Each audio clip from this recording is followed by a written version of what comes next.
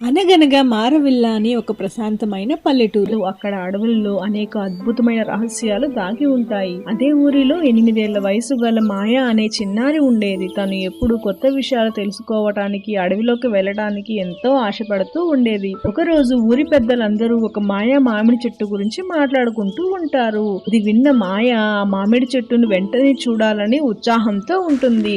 మరుసటి రోజు ఉదయం మాయ అడవిలోకి బయలుదేరి వెళ్ళిపోతుంది. దారి మధ్యలో మాయకు ఒక చిన్న చిలుక కనిపిస్తుంది. దాన్ని చూసి మాయ కాస్త సంకోచిస్తుంది. వెంటనే ఆ చిలుక, మాయ నా వెంటరా, నీకు కావలసిన చోటుకు తీసుకుని వెళ్తాను అని చెప్తుంది. వెంటనే మాయ భయపడుతూనే ఆ చిలుకని వెంబడిస్తుంది. కాసేపట్లోనే మాయ ఆ మామిడి చెట్టును చేరుకుంటుంది. మాయని చూసిన ఆ చెట్టు ఇలా అంటుంది, మాయ నీ కోరికేంటో చెప్పు అంటుంది. మాయ ఒక్కసారిగా ఆశ్చర్యపోతుంది.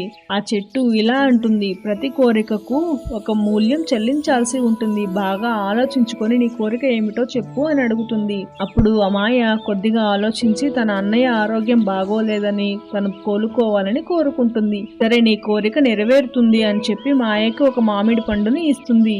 ఇచ్చి ఆ మామిడి పండును భూమిలో నాటమని చెబుతుంది. మాయ వెంటనే ఆ మామిడి పండును భూమిలోకి నాటుతుంది. వెంటనే ఆ మామిడి చెట్టు ఒక మహావృక్షం లాగా పెరుగుతుంది. అది చాలా బంగారు వర్ణంతో మెరిసిపోతూ ఉంటుంది.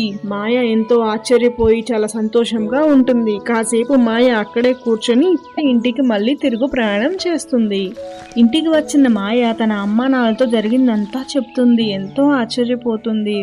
చూస్తూ ఉండగానే మాయ కోరిక నెరవేరుతుంది. ఆమె అన్నయ్య కోలుకుంటాడు. కానీ అదే సమయంలో ఊర్లో ఒక పెద్ద సమస్య తలెత్తుతుంది. నది పూర్తిగా ఎండిపోతుంది. గ్రామస్తులు మాయపై సందేహాలు పెంచుకుంటారు. ఎందుకంటే మాయ ఆ మామిడి చెట్టు దగ్గరికి వెళ్లి వచ్చింది కాబట్టి. భయంతో మాయ మళ్ళీ తిరిగి ఆ చెట్టు దగ్గరికి ప్రయాణిస్తుంది. చెట్టును చేరుకున్న వెంటనే జరిగిందంతా వివరిస్తుంది.